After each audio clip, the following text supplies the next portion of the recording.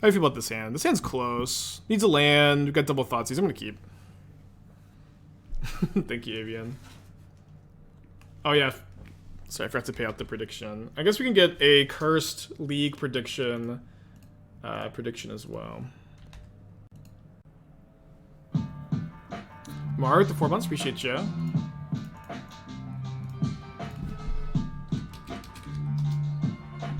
Well, I kept a double Thoughtseize against the burn deck. That being said, I do have Urza Saga, which is helpful.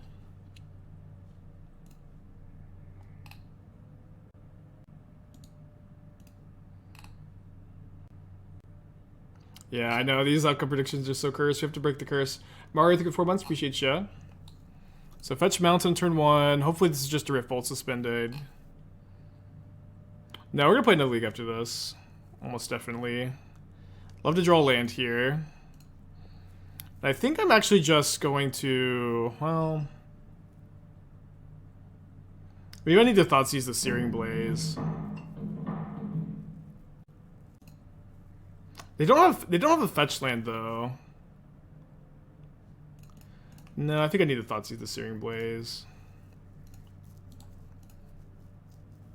It's tough being at 14 life against the burn player with 12 points of burn, but I do have the Shadowspear coming, and I'm obviously gonna be like just relying on that to win the game. Rigging Saga, can we swap one of Season Pyromancer with Tireless Tracker? Seems easier on the mana. We did that. I think the stream decker's not updated, but we did that already. It was good. Another Rift Bolts. Okay.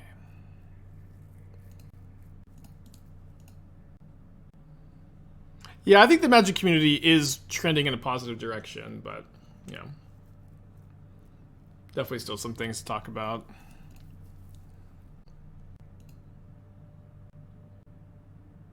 And I think this chat is like a pretty good reflection too of like how far the community's come to some extent. Oh, they also have the Skullcrack for the Shadowspear turn.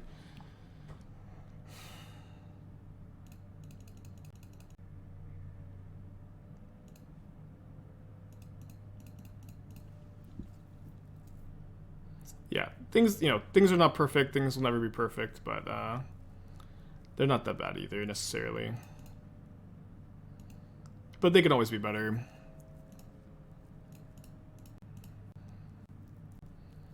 And again, I reflect on this a lot. I don't say it enough because I can't let it go to your head. But this chat, it really is something special, I think. You know, the fact that we can consistently have this many viewers, and it's maybe like once or twice a week we have to like I see like one person I would consider to be a toxic chatter. It's like really unreal how rare it is. To see like any kind of this behavior, and I don't know if it's because we've done a good job cultivating it over the years. I mean, I'm sure, assume it's a combination of a few different things, but this chat's pretty good.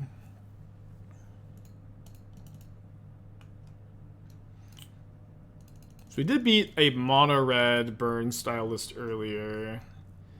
I definitely want both Pyrite Spellbombs against blue red burn because they can have Sanctifier and Vac. I think we just have to sideboard like this. Although maybe I want some Turox against this version. Not great. Yeah, we're definitely going to be reliant on like Saga Shadowspear to win this matchup.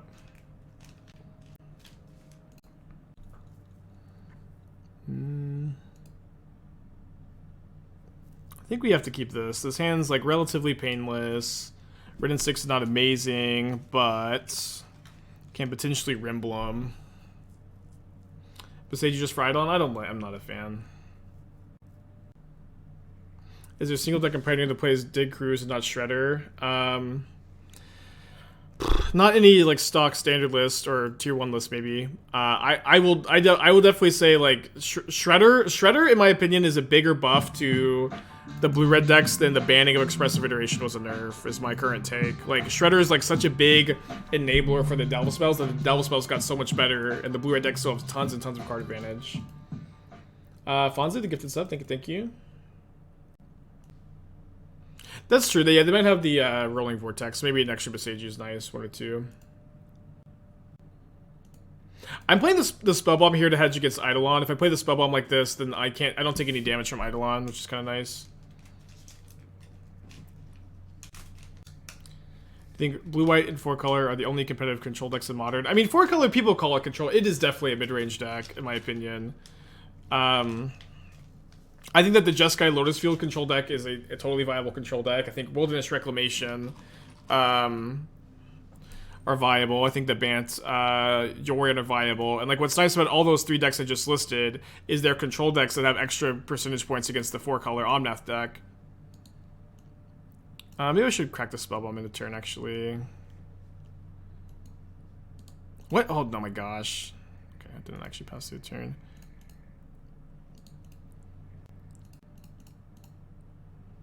Oh, no, playing the land's worse because of Saga, but I wanted to tap like this so I could cast any spell, but it's probably not correct.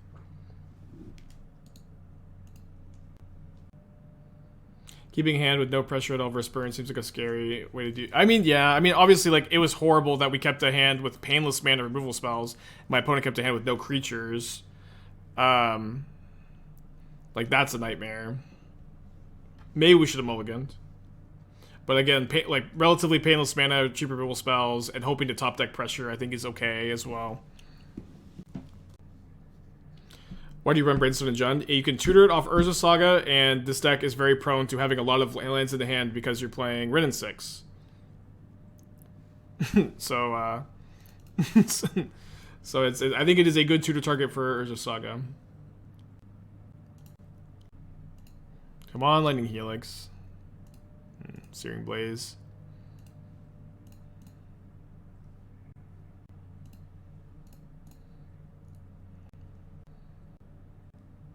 You have time to cycle that? Probably not, and probably don't want to crack any of these fetches. So I'll play this and can maybe cast Giganta off of it. Oh, the Boros Charm kind of turns on a fetch land, although probably just killing me.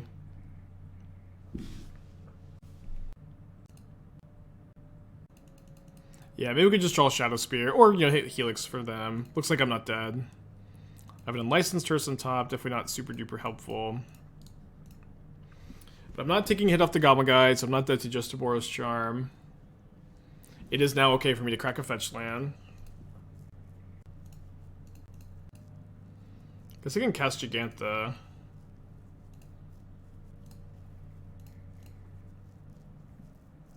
Oh no, I'm a mana short.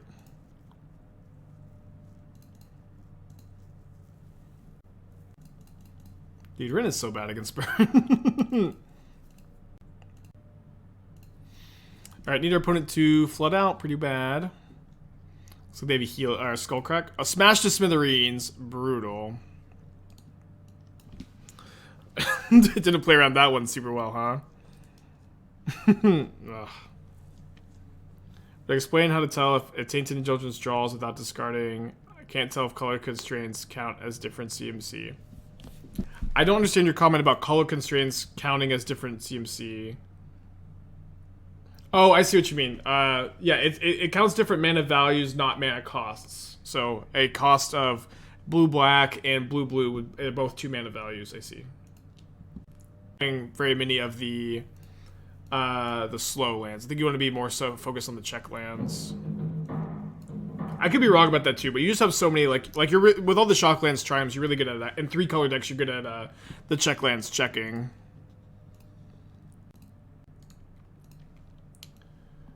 Are there abrupt decays in there? Yeah, decay was a card I loved at the beginning of Pioneer. I'm starting to like it less, but you can play like 1 decay too. Maybe like, you know, 3 of these effects, 3 push, 1 decay or something.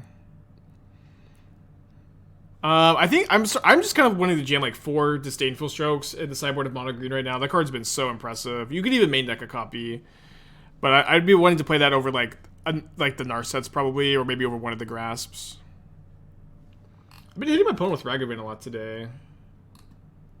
I've been a little bit lower on Narset lately too. Just some general loose thoughts. I'm also kind of messing around with, you know, Nightpack Ambusher and Pioneer, so hopefully this works out well for you.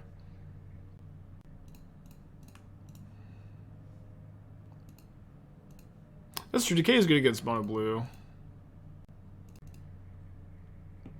I like 3-1-2 in playtesting. Yeah, it's crazy. Like, I'm really surprised I like it as much as I do, but it's been like really good. So yeah, I don't know. We'll see if maybe we'll do that tomorrow or something. I got a lot to do tonight. Always have a lot to do. Oh yeah. Well, you know, Wandering Emperor's a card I have been having in like my Bant flash drafts. Oh, they're playing against Grixis. Just noticed. No black mana for my opponent. They're definitely just gonna play a Shredder though. I think I take the 1 mana spell. It's kind of close. Why play Jund over Rakdos? The combination of Wrenn and Six Boseiju I think is pretty good at the moment, where the Hammer Time is making a comeback, Tron is making a comeback. Not that you have a terrible matchup with those as Rakdos, but I'm liking this combination a lot. I'm also like pretty excited about the Tireless Tracker tech, which is something that I've been liking a lot as well. I think I just play Tarmogoyf and don't let my opponent connive here.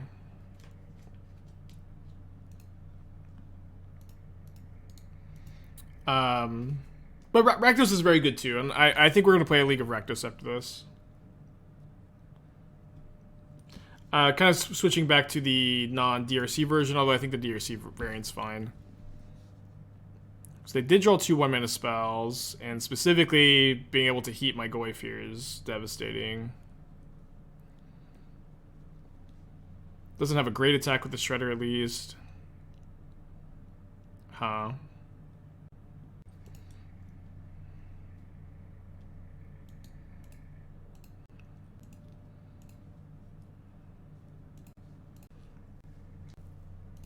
So now I can bolt the Shredder. I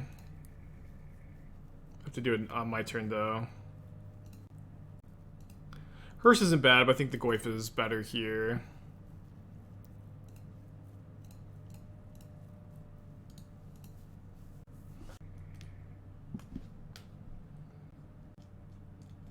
I think no Giganta, combination of Lily, Tracker, Spyro's way to go. Yeah, I mean, obviously, like, you could debate the 3 drops for a long, long time. Oh, they put back Shredder, it's weird. You could debate the 3-drop split in this deck until the end of time. There's a lot to consider, of course. Gigantha's super good in this deck, I'll also say. Like, you know, Gigantha, it is actually broken getting to play the 5/5. Like, Gigantha is, like, incredibly powerful, and, like, you are really incentivized to get to play it. Moogle, thank you for Twitch Prime, appreciate you. And then I also like, I think I've evaluated Tracker as being the best 3-drop because of how it plays with Urza, Saga, and Wrenn and Six. And like when that's like how I've identified the deck, I think it just makes the most sense to max out on the trackers and get to play Giganta. I used to play this deck with, you know, Lily, Spyro, no Tracker, and that builds fine too. There's not a bad way to build the deck, I think, or a terrible way to build the deck, but I think Tracker's the best way. Google Twitch Prime, appreciate you. T-Banks for the 9 months, appreciate you as well. Yeah, it's just like so easy to be like, ah, Gigantha, who cares? It's just a 5/5, but it is like, I mean, the companions are broken mechanic, but like what's broken about Gigantha is like in a deck like this, it has almost no cost. Like, you know, it's like the cost right now is playing the best 3-drop, which is Tireless Tracker, not playing Liliana Spyro, which are not bad, but just, you know, you have a different one that's better or about as good, you know. Like you know, we've played 7 matches. I think we've Giganthed like 5 or 6 times, and like I think it's been the winning factor once or twice.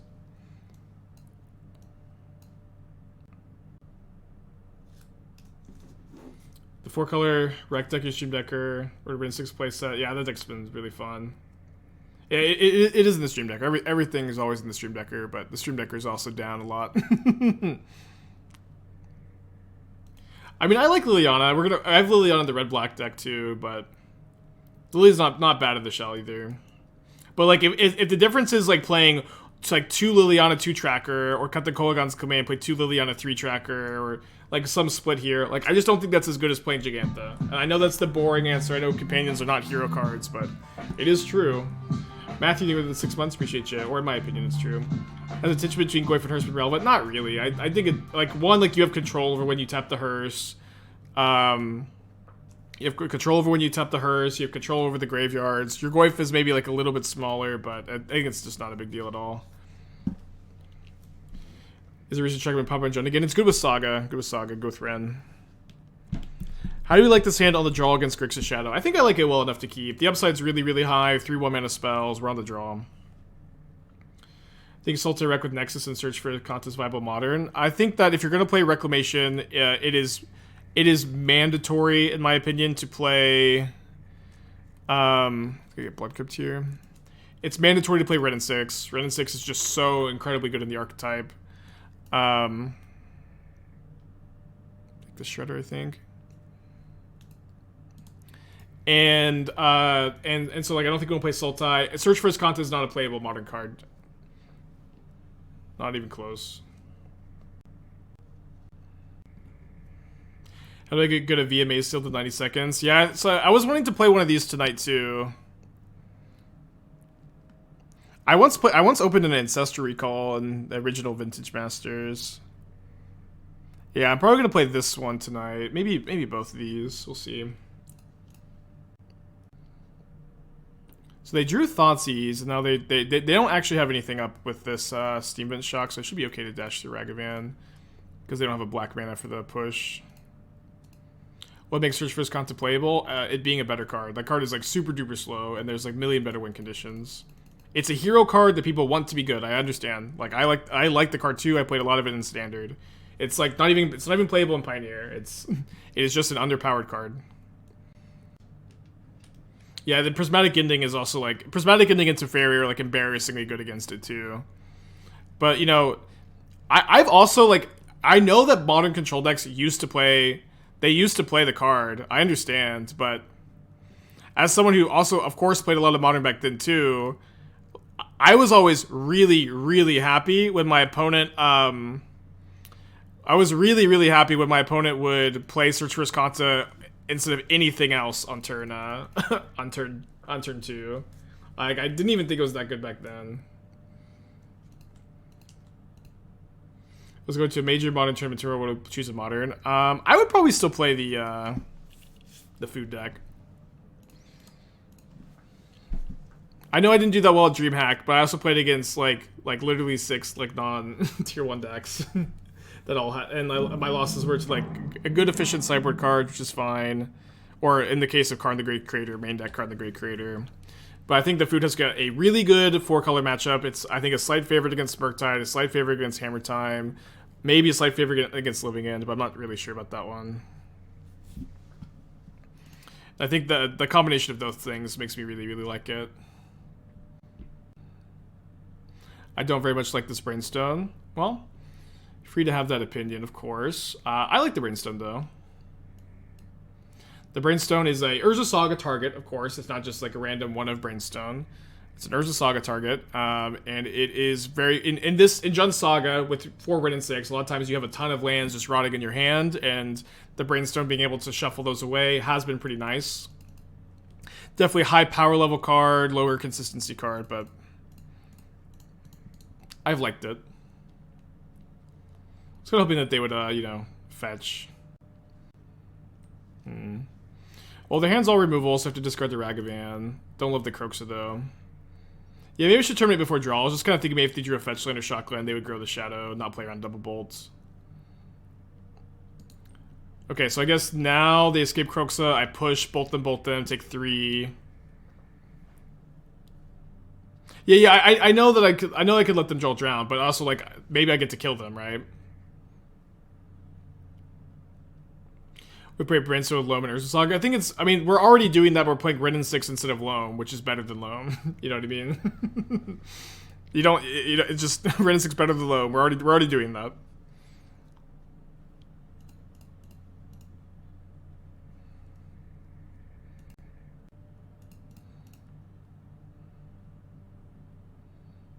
Wrenn and 6 is different. It's different in, like, a better way. That's unfortunately.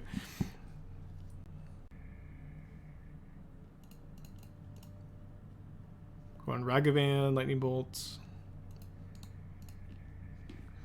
Yeah, so hopefully they can escape the Crooks for a couple turns. Yeah, it's better because Loam is a hero card and Wrenn and Six is a villain card. I get it.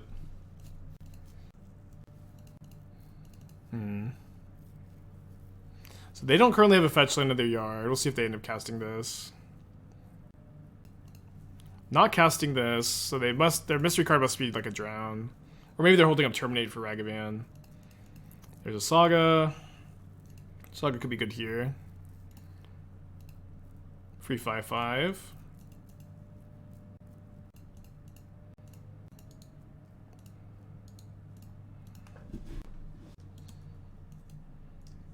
Yeah, I will say the Brainstone has felt pretty good for me so far.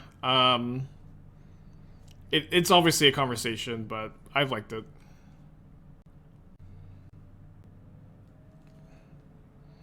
Spellbomb wins. I don't think I boarded in the Pyrite Spellbombs.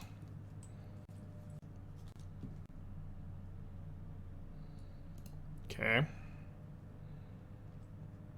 So, I know that their hand is, I believe, Fatal Push Terminate, and so... and Ragavan, so I don't want to play into the Giganta.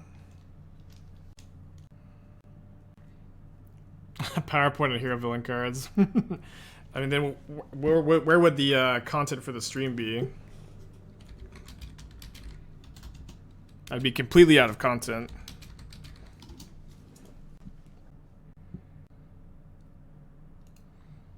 Yeah, I guess I need Esther to start working on the PowerPoint. But yeah, she's gonna try to do a PowerPoint for the preview cards.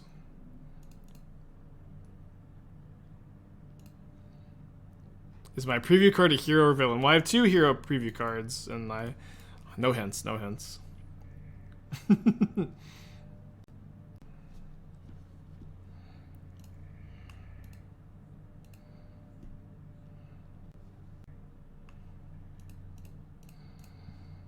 So, I think I'm getting Nihil Spellbomb. Although the Brainstone's like pretty good here too. I'm actually gonna get the Brainstone. Gonna shuffle away Giganta. Maybe Hearse this turn. Oh no, I have to fetch in Shock to play the Hearse though. Is that okay? Yeah, they don't play. There's no way they got a Lightning Bolt over there. Well, I guess I should have attacked first. Although maybe now I'm just not attacking. Yeah, I think I played this adventure pretty bad. I played into the Hearse attacking a little bit too much. Why not dash? Because I know that they have 2 removal spells in their hand. Oh, they don't have Delirium though. Okay, that's pretty good. Oh, yeah, I knew they have 2 removal spells. Okay, well, a couple punts back to back, huh?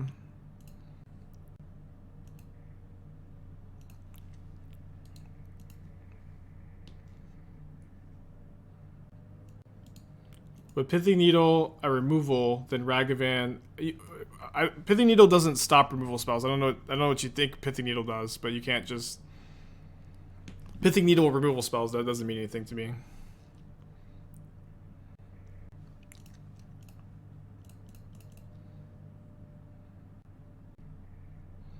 Yeah, they punted this match.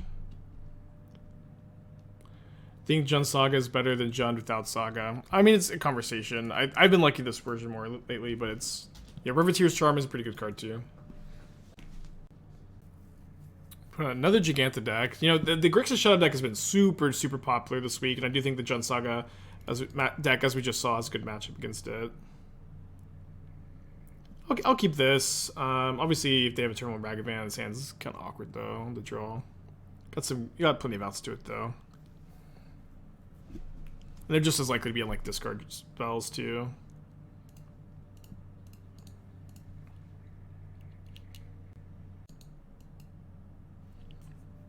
So they're... Skip through their first main phase. Shredder's so freaking good.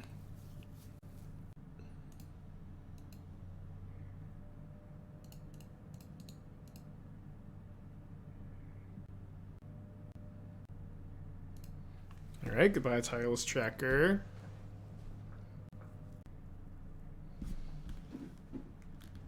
And a Kroxa, okay. Well, I like that I can exile the Kroxa. I think we're discarding Blood Crypt. I'm pretty likely to just be wanting to get basics here.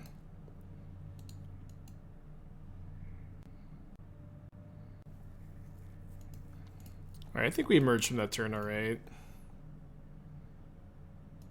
They shocked the Blood Crypt on turn 1, and while they might just do that for Death Shadow, though, it is really likely that they have a removal spell.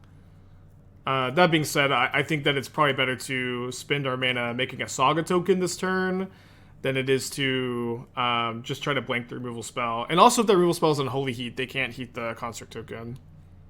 Isn't hers Tarmogoyf a bit awkward? People keep saying this. I feel like it's not a big deal at all. Especially like when you usually keep your graveyard intact and you don't mess with your opponents. Like if I draw a Tarmogoyf, I'm going to be able to Inquisition, have Urza Saga in the yard. My Goyf will be a 4/5. You don't always have Hearse in play. You have control over when you tap the Hearse if you do have Tarmogoyf. I feel like it's not a big deal at all.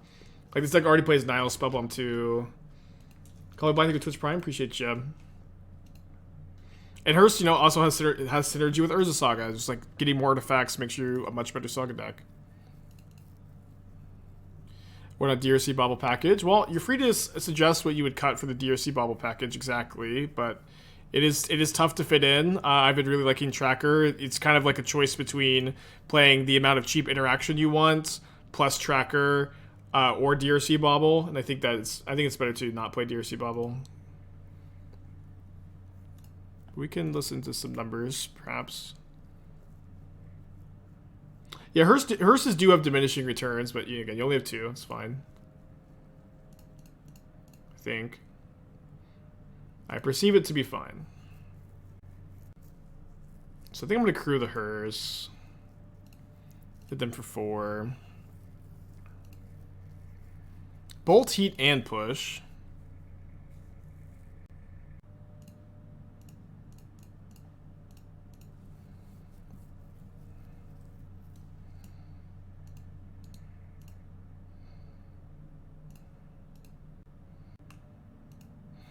In a Holy World, you want a 6/7? I guess, dude.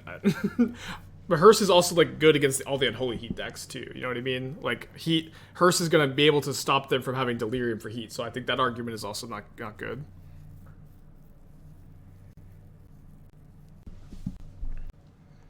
So the last card is Unholy Heat. They don't have Delirium though. So I think I want to go Ragavan, equip Shadowspear. I'll crew Hearse, equip Shadowspear, push this on their turn.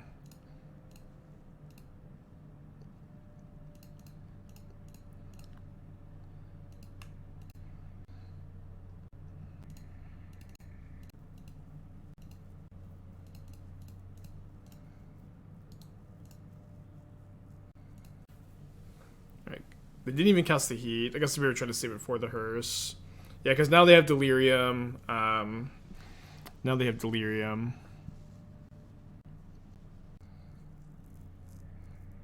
Okay, so they I think they must have a removal spell on top if they're going to kill the Ragavan main phase. Although I think it just also makes sense to, you know, make them have it here, and then if they do have it, they still have to top deck something. I still have Brainstone, I'm still really ahead. Is Charm not a good option for the Kolaghan's command? I think in your Urza Saga deck, you want to stay away from River Tear's Charm. You could play one Charm over the Kolaghan's command though. They were dead on board. Well, no, right? Because like I can't attack with Hearse and Ragavan, so they could kill whichever one creature I attack with. The Brainstone is an Urza Saga target. I've liked it so far. I get a lot of questions about it. Again, 4 Wrenn and Sixes. A lot of times you get a lot of land stuck in your hand. You can Brainstone them away. It's really nice. Boyle's been good. We got you can ask Young Dingo how Boyle is.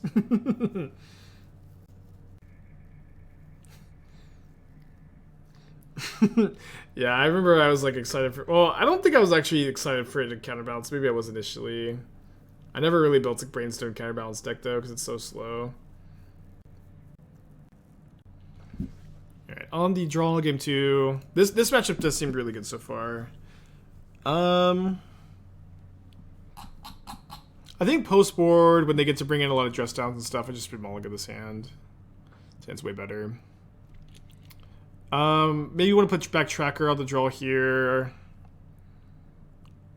It's either Tracker or Saga, and I think it should be the Tracker.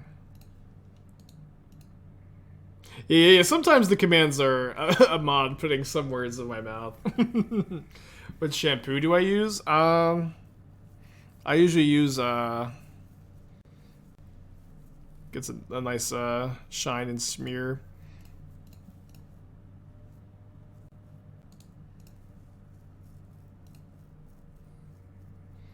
Yeah, either that or like a super heavy prescription dandruff shampoo, industrial strength dandruff remover.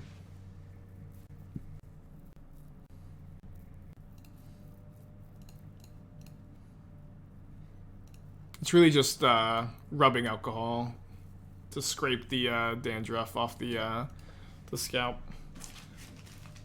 So like the deck I played in Dallas, I did, yeah. Like again, I played against no tier 1 decks. I play my losses were also like really effective hate cards, Karn the Great Creator, the like Merfolk that killed my Urza Sagas, and then Alpine Moon. And it was unfortunate too. Like against like the anti-Saga decks, I sided out I trimmed a Saga, and then like both of my losses, like I had like Saga Reliant draws, and they had the hate cards. It was tough. And then match 1, game 1, I sat down and I lost to a turn 3 Karn the Great Creator out of Titan on the play. And, you know, like that's like just definitely something you have to dodge as the food deck. But I do like the food deck's matchup against 4-color Omnath. You know what was really weird about the Dallas event too was I was predicting Omnath to be the most popular deck in the room. I thought that was even like a somewhat safe prediction because Omnath has been really popular in paper events in Dallas recently. That being said, there was almost no 4-color Omnath deck, or I didn't see very much of it. I Mason won with it. Mason won with the 4-color Omnath deck, but it was like really poorly represented of the tournament, which is also part of the reason why Jun Saga did really well at the event as well, or Jun did. It was number 2. Yeah, again, like, yeah, looking at the actual data, it definitely didn't reflect what I saw at the top tables and what I saw around me and what I played against. But yeah, you are right. Like the numbers like did say it was like more representative than what I saw. But that is how it goes sometimes, right? But like definitely like around me at the top tables, in the top 8 even, it just like what didn't seem that prevalent. Mason said the 4-color players matched early, knocked each other out. Okay, yeah, that definitely tracks with like what I saw too. Just kind of a funny way for tournaments to go. Tournaments can be so weird sometimes. It was not an open decklist tournament, but they posted the decklist afterwards. Top 8 was open decklist.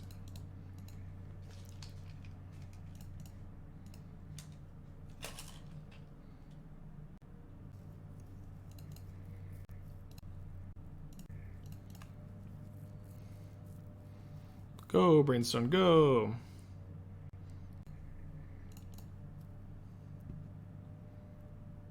I think I'm playing Wrenn and Six this turn.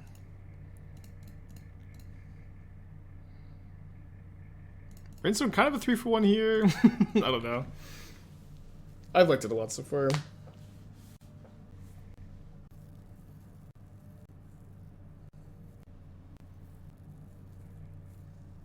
Dashing Ragavan, no cards in hand though. They could have put Gigant in their hand to get like some value out of the Connive, but that's worse if they hit something off their Ragavan, so probably a bit of a wash. Although, if they're going to plan to kill the Wrenn and Six by attacking both at Wrenn right now, then it would have been probably better to put Giganta in the hand. Oh, but they're gonna leave the Wrenn alive and at 1 loyalty. Oh, nope. Yeah, so maybe a small misstep here. It seems like they hadn't thought their whole turn out. Okay, so big draw step.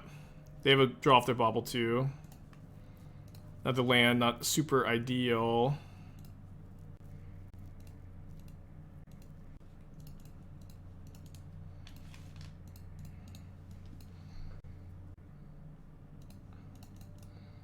I feel like this is a waste of a Spell Pierce. I don't know, maybe it's fine. They're talking about unlicensed Hearse in the chat, I think.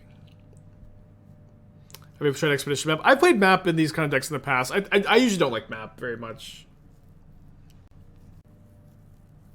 Like, I think if you're wanting like a grindy card advantage card to get off the Saga, I think Brainstone's better.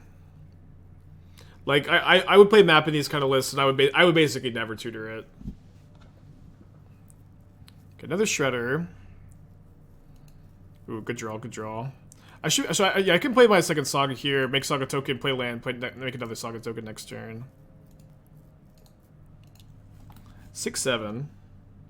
Didn't I shuffle off Brainstone? I did, yeah. Well, I guess I'm... What's the discrepancy there?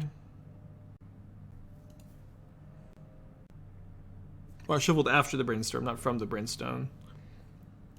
Okay, main phase, Dress Down. Their last card is just Ragavan. This is a punt. This is a huge punt. They should have either dashed the Ragavan and like let the Ragavan kill my Goyf, or done this after I made the Saga tokens. This doesn't even have haste. The Shredder being pop would make when it builds more pushes over bolts in general. It's kind of like pushes and bolts over heat in a deck like this, where like this deck does get Delirium for heat, but it's kind of slow, and like you just like basically never kill Shredder on turn 2, 2, and 3. So I'm playing. That's why I'm playing no. And they even have to put the Ragavan back. But that's why I'm playing no heat is like largely because of Shredder.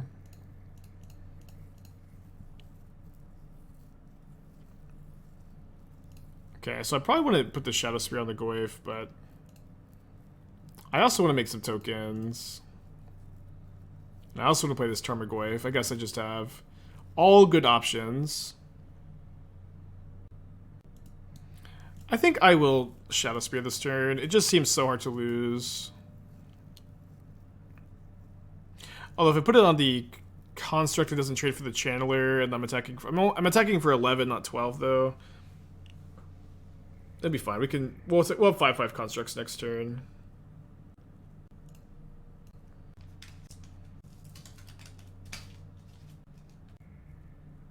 I like Map and Titania. Yeah, Titania is a bit different.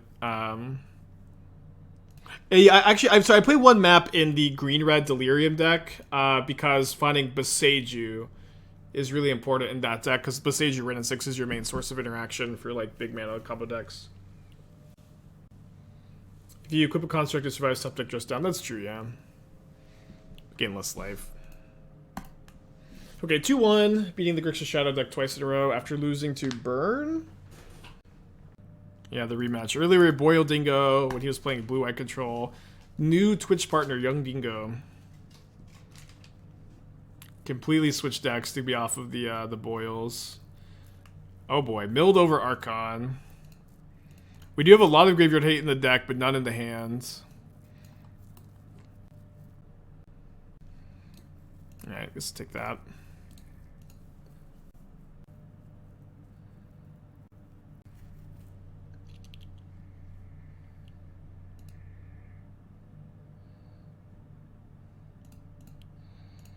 Gonna have some big Tarmogoyfs.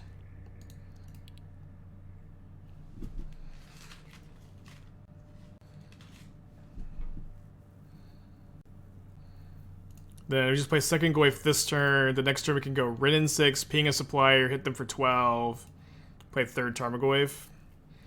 They need to find a persist like this turn.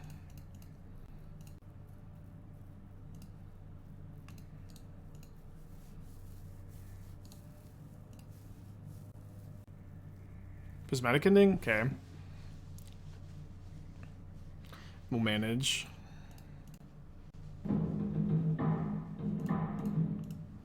A slaughter of Stitcher suppliers this game.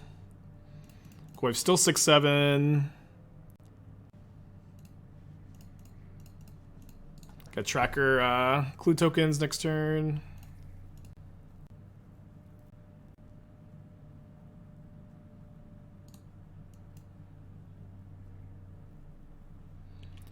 So they're gonna get back their tokens. I think I'm down to push a token and just apply max pressure, so we'll do this pre-combat.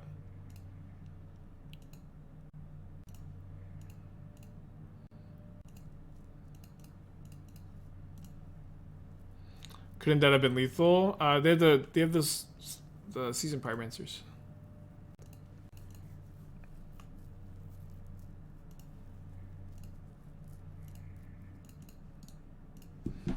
I think we're maybe even beating Archon now. Probably are. They have to have like Archon into something here.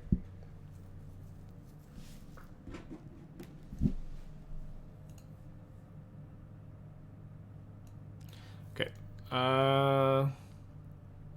Let's bring in the hearse, obviously.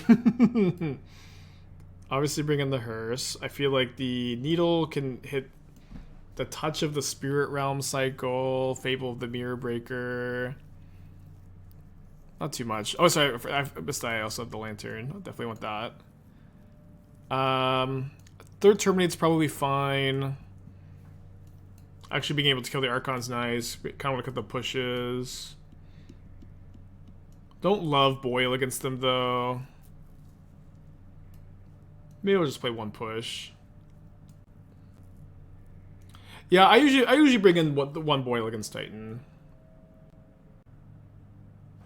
I'll be right back.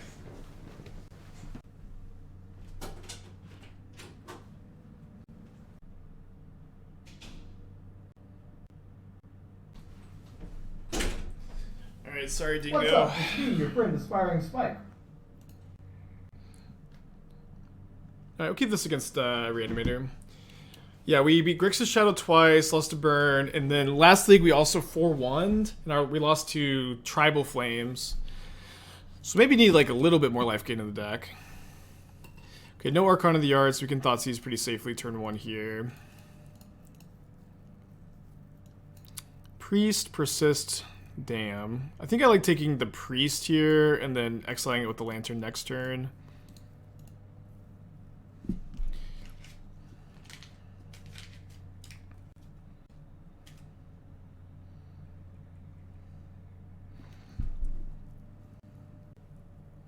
Or just Wrenn and Six this turn. Kind of think that's fine. Like, they can't really get the Archon in the yard unless their draws are exactly. I guess they another supplier could theoretically, but just not play around it.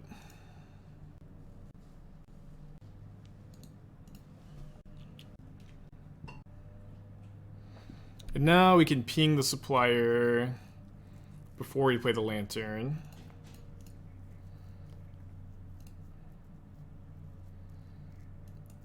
Hit a Seasoned Pyromancer. Maybe better to exile the Seasoned Pyromancer than it is to exile the Priest.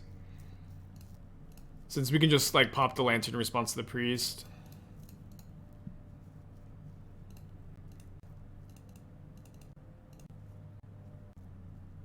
Damn. It's fine. Gonna have Thoughtseize plus Saga token. This matchup seems pretty good, huh? When I was playing a lot of Reanimator decks and Jund Saga was like more popular back then, it definitely always felt like Jund Saga was like your worst matchup because they had all this main deck graveyard hate and then all these cheap threats too.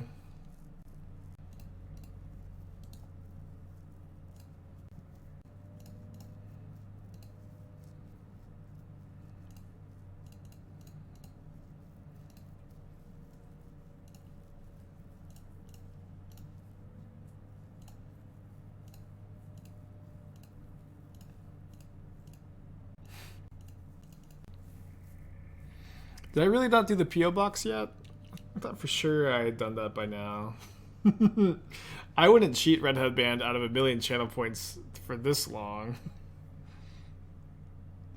There's no way. I'm pretty sure I have it. It's probably like at the Discord or something.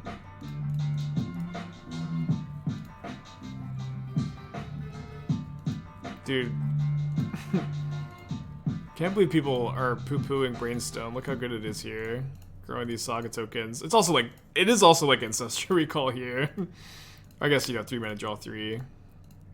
Waffle with the 15 months, appreciate ya. Yeah, this is a Bully Dingo stream.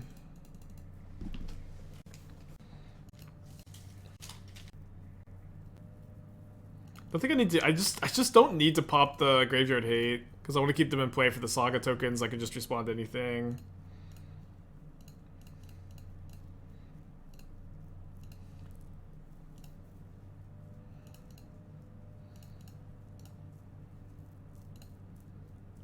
think this is gonna be it.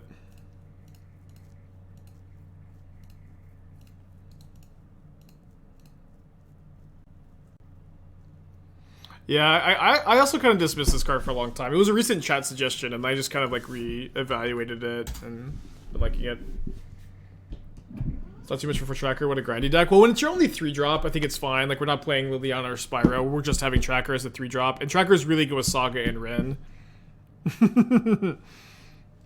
Opponent. I think that Drown is really bad because it's like never online fast enough against mono green, and the Izzet decks all play Delve spells, which are so good against Drown too. So I'm starting to say Gigantha, Utopia Sprawl, white. Against Enchantress? Boseiju is probably really good against Enchantress, huh? But I think I wouldn't play Drown in the Lock. I think that you do want to be playing Power Word Kill. I think Power Word Kill is really good.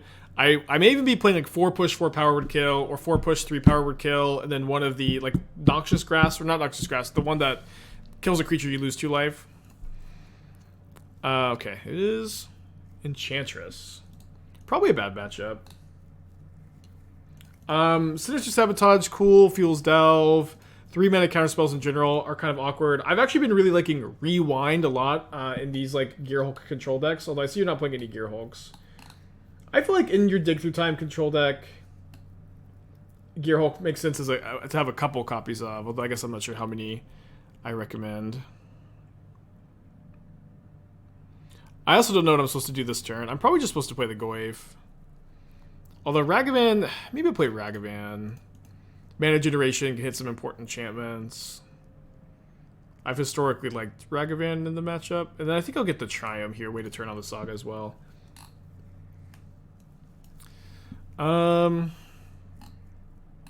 Yeah, I've also like not been liking Narset in the main as much in Pioneer lately, just with the prevalence of mono green. This card's kind of weaker against them.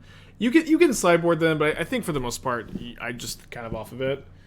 I like Disdainful Stroke over Negate. Disdainful Stroke has been like my new like favorite sideboard card in Pioneer, thanks to Timu's suggestion. I'm not a huge lover of the Hullbreaker Horror in the sideboard. I don't think this many Ashex is necessary for Lotus Field. Lotus Field is not that popular right now, and the matchups are like, and you also have like the Disdainful Strokes for the matchup, and you have a bunch more interaction for them too. I think also like the big question is like, should you play Thoughtseize in the main deck of these decks? Maybe Thoughtseize is really good, but it's kind of always awkward in control. Again, just like a lot of loose thoughts too, because it's hard to like. I've been thinking about blue-black control a lot. These are like conclusions I've come to. I really like Power Word Kill. I really like Rewind. I don't like Drown in the Lock. Don't like Narset as much, but just hard to say for sure. Not fetching on Moon at all. I mean, I've got Ragavan, and I'm like Moon's already really good against because I have Saga, and we have Swamp in hand. Wait, what are you talking about? I have Swamp in my hand and I have Double Mire. I have Double Mire, so I can't fetch my forest. Okay. So I have to use. So I should use the Kolaghan's command this turn to make them discard a card, so they lose the Solitary Confinement. Although I guess they probably are just gonna sack it anyways. Yeah, it's the same. Sorry, if it's better for them. I'm gonna still keep this up as the discard, but I think that they just have to discard their card anyways, right? Oh, they have a Shroud. I totally forgot that this gives them Shroud. This card's cracked. They are losing it. Okay, hold on. They are losing it, so maybe I want to do this now.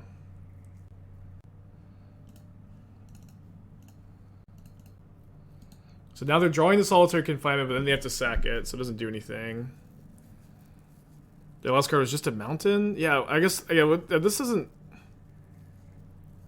Oh, wait, would this let them... Yeah, wait, I guess this lets them Confinement every turn. But that's all it lets them do, and I have a Boseiju in the deck. And I can dig for it. Oh, I guess I could also Needle Haul. It's probably a bit better.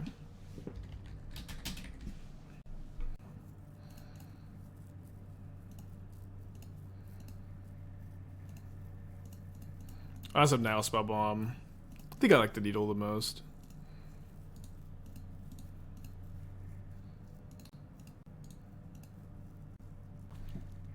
Yeah, plenty of outs. Like it may have just been better to let them loop it, because I can just put myself in an unlosable position. But it's also really hard to imagine losing from this position too, I guess. All right, up a game against Enchantress feels good when you have 4 Boseijus post board. I think I don't want the Terminates. Bolt and push are fine. I don't think I want the Shadowspear. I do think I want all the Turoks. Cut the hearses. Maybe cut the command. White over 2 Charm. Charm's kind of awkward with Saga, both because you hit the Saga 2 to targets and Saga taps for colorless. You could play 1 though. I think it's better to just play command instead. In this version. Tireless Tracker replayed in place of Seasoned Pyromancer and non-Saga John. Thoughts? Well, a big part of like why I like Tracker here is that it makes your Urza Saga tokens giant a lot of the time. And it's always been like one of John Saga's biggest weaknesses is that your Saga tokens are like 3/3s a lot of the time. But Tracker helps solve that problem in a really big, meaningful way that I'm excited about. Yeah. I guess that's about it, huh? Okay, opponent most of 6, no leyline is nice. And so that stock of Tracker goes down if you're playing it in like regular John, but it's still like playable.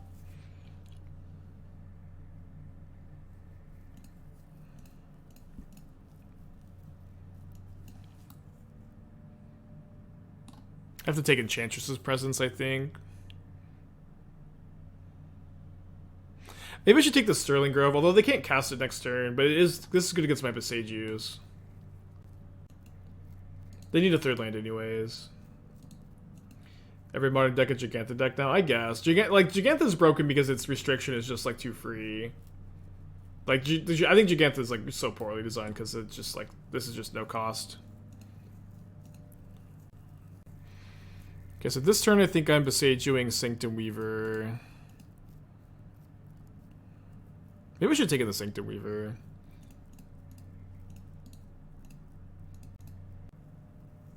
On the bright side, it sucks. It barely matters. Yeah, this is the attitude people have about Giganta.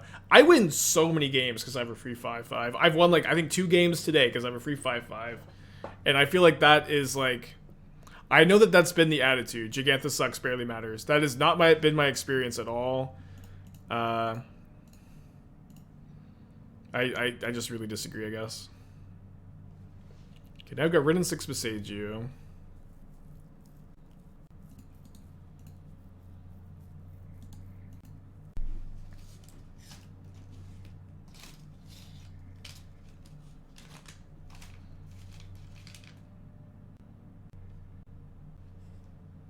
I think most people saying it barely matters do not play the volume of games you play because you're a streamer.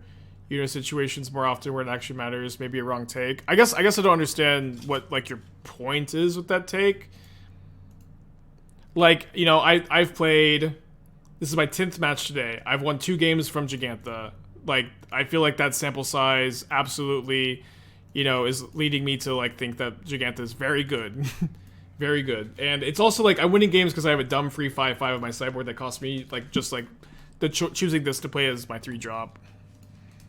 You know what I mean? And so it's like I when I hear people have this opinion because I have a larger sample size, I'm just hearing that I'm right. You know what I mean? And that people have a you know, smaller sample size than they, and I'm just, you know, I have more experience and I'm right is what I'm hearing. I don't know if that's what you're saying. We lose the Wrenn. Yeah, you have to kill Enchantress's presence. You can never let them untap with it.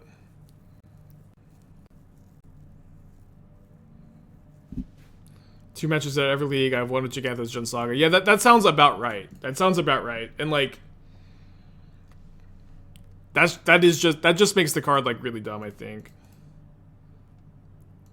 You were saying I was right. Yeah, I guess I was confused by like the phrasing there, but maybe if you said I'm right, yeah, that's fine. Yeah, it's also like once a week that someone in chat agrees with me, and I'm like, what? What is this feeling? Maybe I should have Thoughtseized the Solitary Confinement, but I kind of wanted to draw a clue token, and this is like still not doing very much for them. But Jukapog, thank you for the 11 months. Once a week? Okay, yeah, maybe once a stream. But yeah, Lurrus and Yorion are broken because they give you so much card advantage, and their deck building restriction is real, but not that harsh. Although Lurrus was like not that real for some decks. And then Gigantha and Kihira are broken because there's like almost no restriction in a big chunk of decks. And then Lutri, Umori, Karuga in Modern, too good for Standard probably, or a bit too good in Standard. And then there's one more, Zerda. I think those are like a little underpowered in Modern. And then Obosh, perfectly designed. Garuda also underpowered, but Obosh, perfectly designed companion. Obosh is the perfect. Obosh actually, they hit the nail right on the head right there. In the context of Modern, but they got it right with the Bosch, huh? Damn it. Stupid Veil Summer. I'm gonna attack with the tracker though. Yeah, perfectly designed for now. Zerda's pretty busted. Yeah, in Legacies, like in Legacy, Zerda's busted. Garuda busted in Legacy too. In the context of Modern, it was all, yeah, context of Modern. In reality, Zerda, Garuda, poorly designed for Legacy. Karuga, poorly designed for Standard. Umori, and Emori and Lutri are kind of like the really only underpowered ones in all formats. Although I guess Lutri is actually really good at Vintage, and like you can play a fun Lutri deck in Modern and it's fine. I guess Lutri was good in Vintage, but Obosh, perfectly designed companion. A post nerf.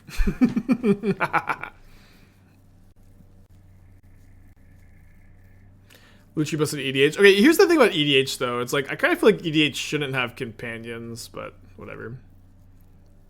Sarcasm or no, I genuinely think Obosh is the perfectly designed companion. I think it has real deck building restrictions in every single deck. I think they hit the head right on the nail. Did Kruger see Standard play? Yeah, it was really good in Fires. At least that's how I remember it. So if I make a token, it's going to be very big. But maybe I want to use the mana sacking clues. I could probably make a token. So their hand is currently Solitary Confinement Mystery card. I have a lot of card advantage. I don't feel like I need the Brainstone. I think I'll needle Sterling Grove. Or I could needle Destiny Spinner. Yeah, I'll just needle Destiny Spinner. Yeah, I feel like the mystery card's probably Second Veil.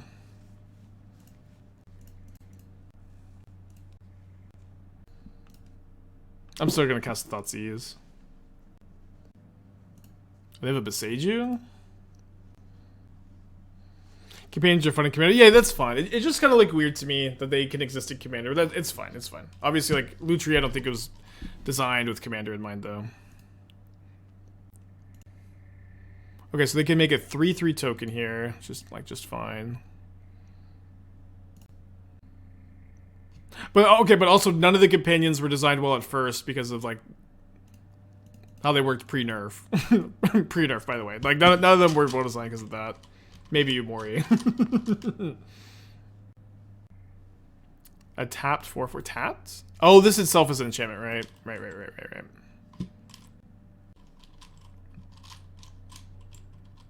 Companions were 9 commander cards and 1 Lutri designed for. Lutri is designed because some players like that fun, you know what I mean?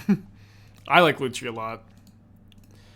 Okay, 8-2 on the day with Jund Saga. Feeling pretty good about the deck overall. Oh, don't look at this deck yet. I'll let you know if it's good. I need to playtest it some more. But I do want to spend some time with. I want to play one.